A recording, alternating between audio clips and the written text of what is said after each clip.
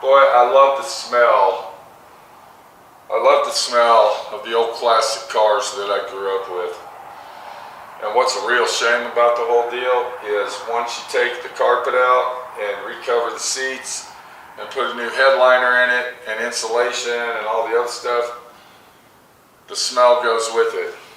So if I own this car, I would probably leave all the original interior in it. I'd probably maybe change the front seat covers, but the rest of it I would leave alone. I'd probably even keep the old carpet just for the fact that the smell is more important to me than having a new paint job, because that's what I grew up with. And when I have that aroma of the old vintage smell of the classic muscle car, when I'm driving it down the road or possibly working on it or cleaning it out or doing whatever I'm doing, and I mean, just standing here, I can just smell it. It's just beautiful. I wouldn't change it out, okay? I would keep the old carpet. I don't care what it looks like. It still actually, to me, looks pretty good. Good enough to use, but the owner said he's gonna change it out. But, and he also wants to put a new headliner in it, which I'm gonna be doing that at my shop right here. But the smell is just awesome. So, anyway, another era gone by and taken over by the future. We can't live in the past forever, can we, guys? Just can't live in the past forever. 1971 SS big block Chevelle. Wow, weren't those the days? Jeez. Welcome to D.I.Y. Automotive School with my friend Pete and Minnie, the body shop girl. It's everything you need to know about cars and more.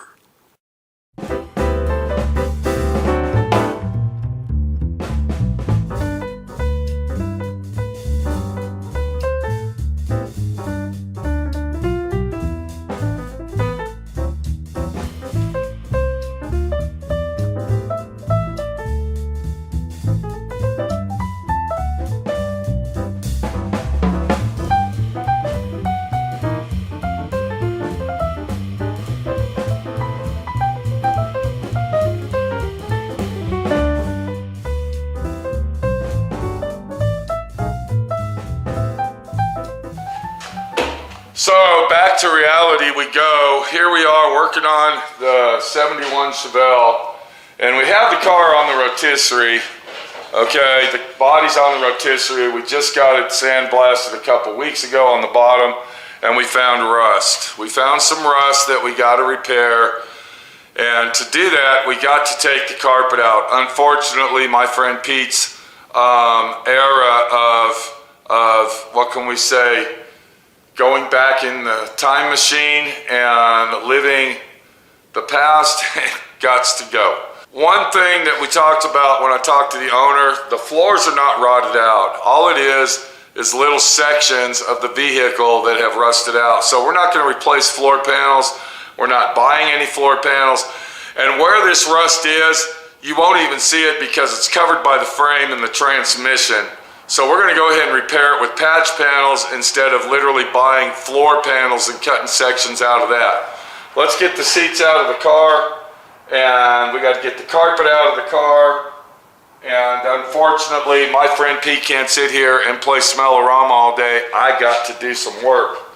So the carpet itself actually covers the bolts, and I can't find, I'm looking all over for it, and it must be broke because I can't find the switch that actually moves this seat so we can flip it forward.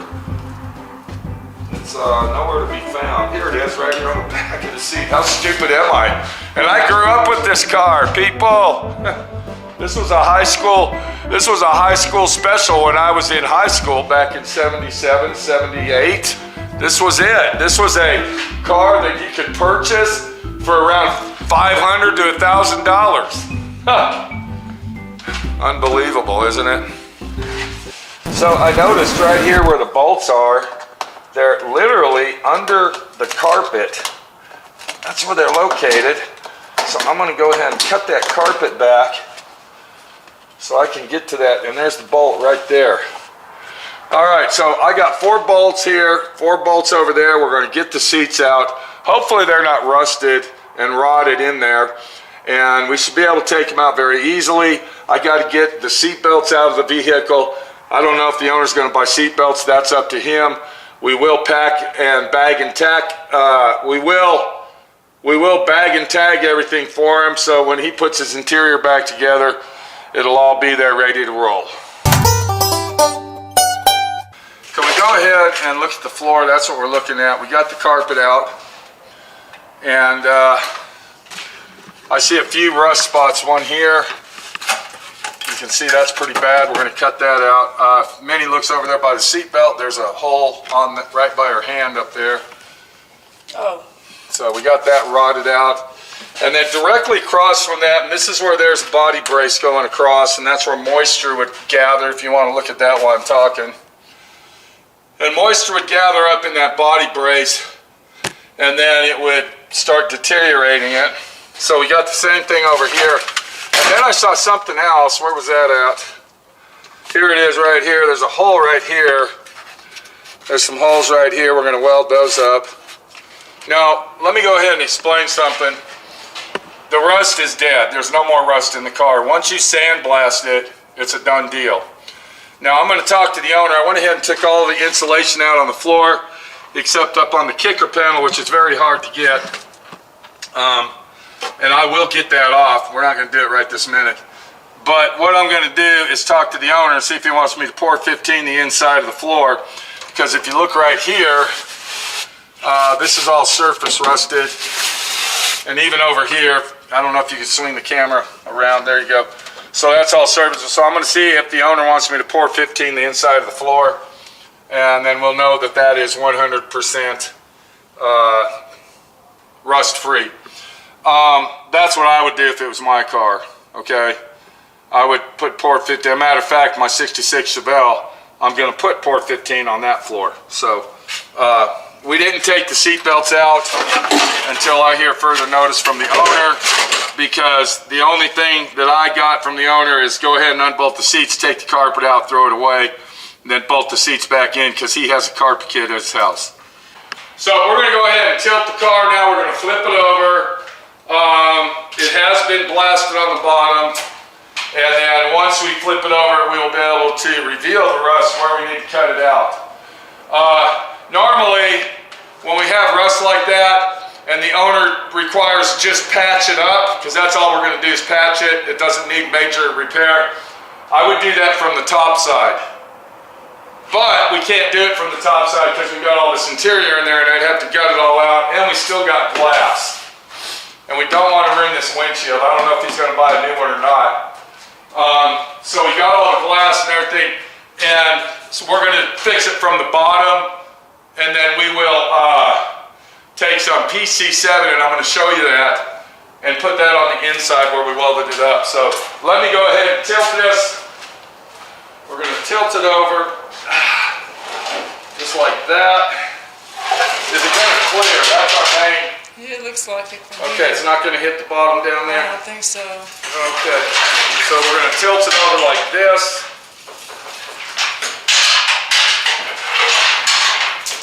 And then we'll lock it in. Now, one thing I forgot to do, which is very dangerous, I forgot to lock the rotisserie in place. We don't want that to, that would really suck, am I right? Yeah. Can you imagine if this rotisserie slammed down and fucked up the whole car? Oh my God. The best thing to do when you're using a rotisserie in this fashion and the way that I'm using it is to hurry the fuck up, get it done as fast as possible, and get this thing back on the body. And this was really what concerned us is this. This is where the hump actually spot welds to the floor. There's no reason to replace that hump. we're just going to go ahead and cut this out. I'm going to cut a square. I'll patch that up. I'm going to do the same with that. And here's one right here, look. We'll go ahead and clean that up. And same thing here, mirror image, look at that. You can see where there was Yeah. water. Okay, so I'm going to show you how to save some money, do the job right, use the right products as I repair this rust. I got to get my welder out here. We should have went ahead and flipped it that way because my welder's going to be over there. Okay, if it reaches over here, we're fine like it is, I guess. I'm sure it'll reach. All right. But we need to get this done because I do not want to leave this car on this stand forever. Okay, we'll get to work. Okay.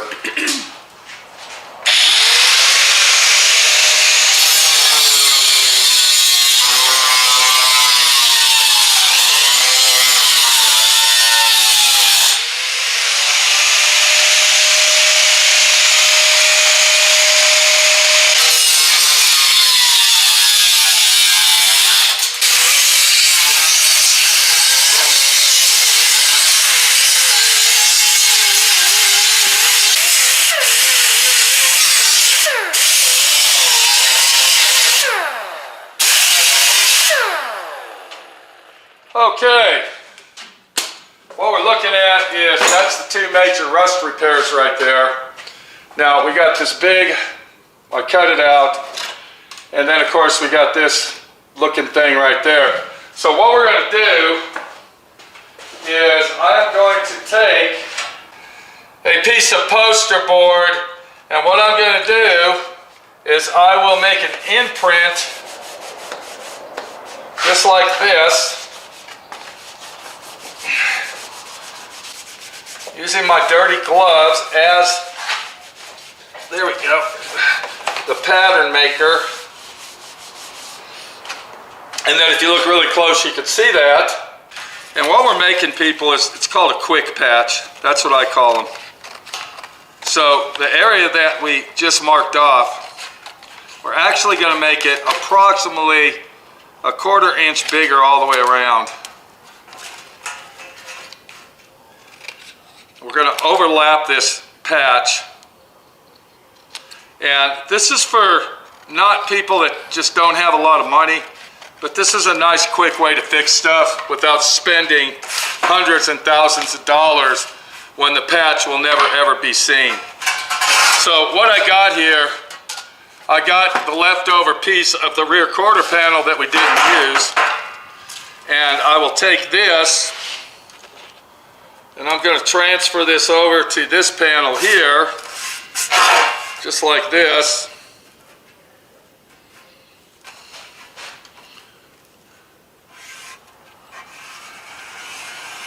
And that's why it's always good to keep your leftover panels.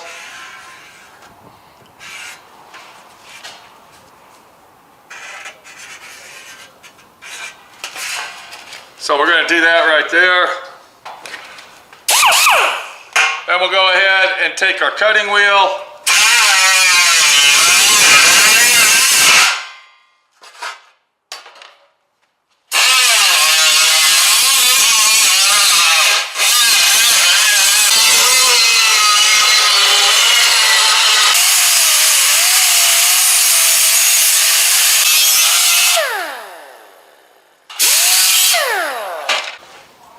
And then what we can do, we can go ahead and start welding this onto the vehicle, just like that.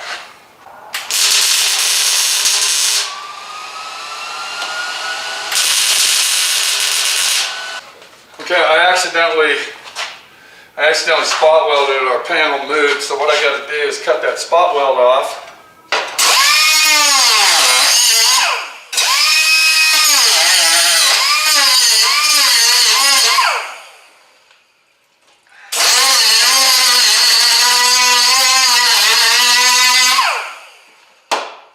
That's one reason why it's good to spot weld.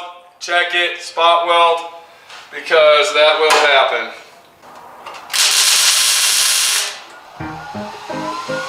Motherfucker! Fuck! Damn it! Fuck, bitch! Fuck, bitch! Fuck, motherfucker! shit.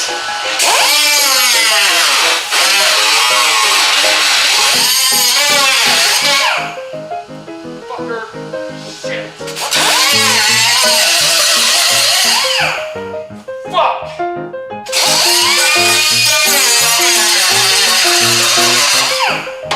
Motherfucker.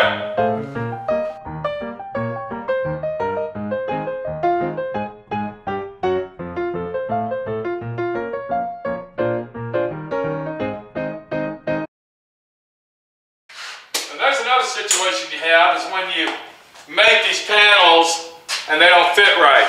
Alright? I'm not going to bullshit you. The one that I made, the first one, it was too small, it was too little, and it wouldn't fit on there right. That's why we're taking part 2 here. Because that is the situation when it comes to patch paneling. Or should I say, panel patching. Am I a hack because I'm doing it this way? No, I'm not. The owner doesn't want to put complete floors in this just because there was a little bit of rust here and some over here. There's nothing wrong with the floors. We are patching it up. It is hidden underneath the transmission. No one will ever know except you and me. And it's fixing the vehicle properly. So let me get this on here. It's going to go just like that. Get it down where it goes. Hang on. I'll bring it down a little bit more. Right there. That's where I want that.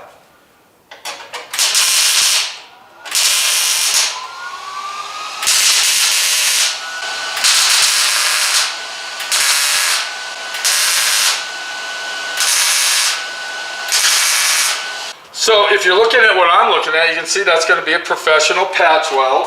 When we get done, I'm going to take my hammer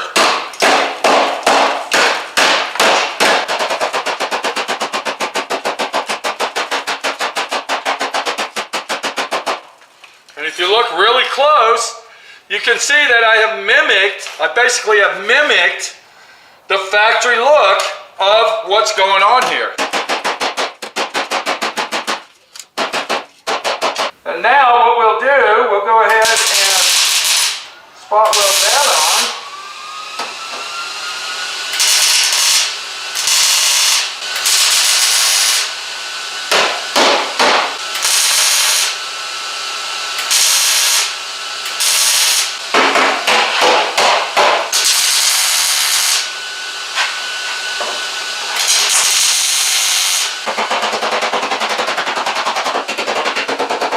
And now I can go ahead and stitch weld that all the way around. I'll clean it up. It'll look really, really nice.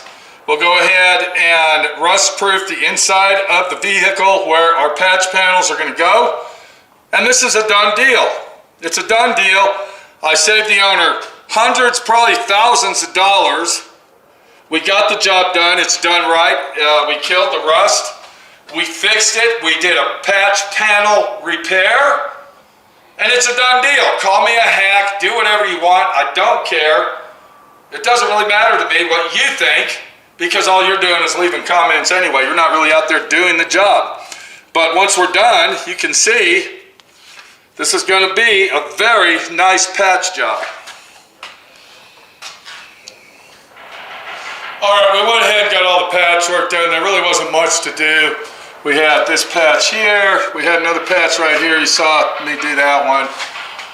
This was rotted right here, we went and cut that out, patched it, and then we had one corner here and one corner down there, and it's a done deal. So once again, this is called patch repair. We're not replacing the floors, we're not replacing braces, we're not taking all the interior completely out of the car. We only took the carpet and the insulation out, and we patched the floor. This is not a hack job.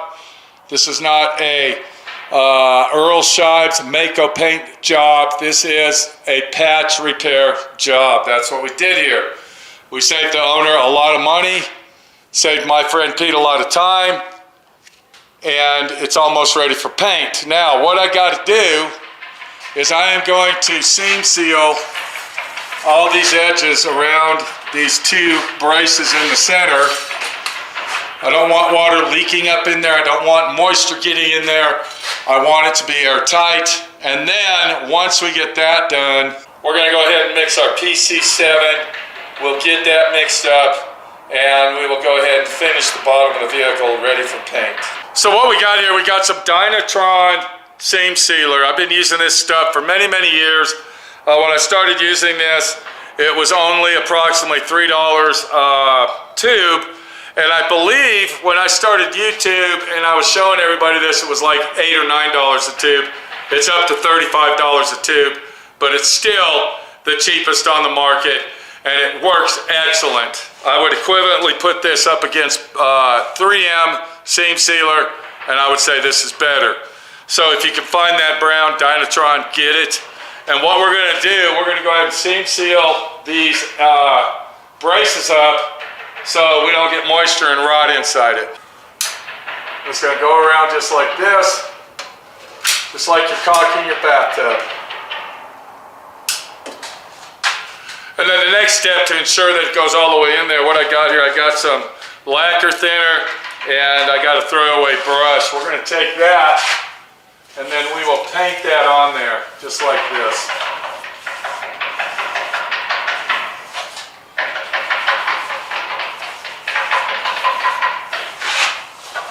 And that'll give us our nice factory look of like they used to do it in the factory. Just like that. Stuff works great when you do it this way. Get a little more lacquer thinner on that. Lacquer thinner will dry very quick. That's why I like to use the lacquer thinner. And it also melts the seam sealer and puts it inside all those grooves that we want to fill in. I got some caulking left over. I'm going to go ahead and see if I can go around these patch panels that I put in. Just patch up, like I was mentioning a minute ago, about little pinholes. Sometimes when you weld these on, there's always a pinhole somewhere, which we are going to put brushable seam sealer on the inside of this, but this is just giving us a double whammy of protection. One more thing, I was going to go ahead and use the PC7, but we're not going to do that. I don't think it's that extreme. It's right down here in this area, which I think I already covered it. I'm going to go ahead and put a little bit more. There was some minor surface rust there, and right in this area, there was two little spots that had some rust that rotted, and I think that's going to cover it, just like that. So we got our floor ready for paint. Now we got to prep all this up. I got to tape everything off. If you look right here, you can see where the black went. So we're going to take this rubber off. We'll prep it up in here. Make sure all that's painted black as well. But the main thing on this particular section of our video set was the floor itself on the bottom and getting that rust gone. I think we did a good job at it. I think that it's going to look nice. And I think that you're going to be surprised when you see, after we put the paint on it, what it's going to look like. Patch panels are a good thing to use. Patch panels are going to save you a lot of money. They're going to save you a lot of time. If you take your car to a professional shop, it's going to make sure that you are going to get your money well spent and make sure that you take it to a trusty shop that you can trust. That's going to do a nice job. I'm going to let this dry till tomorrow, and then we're going to go ahead and paint this and see what it looks like. I'm excited. I hope you are. This is our 71 Chevelle. Beautiful car, big block car all the way from Pennsylvania, and we're restoring it. This is what we're doing.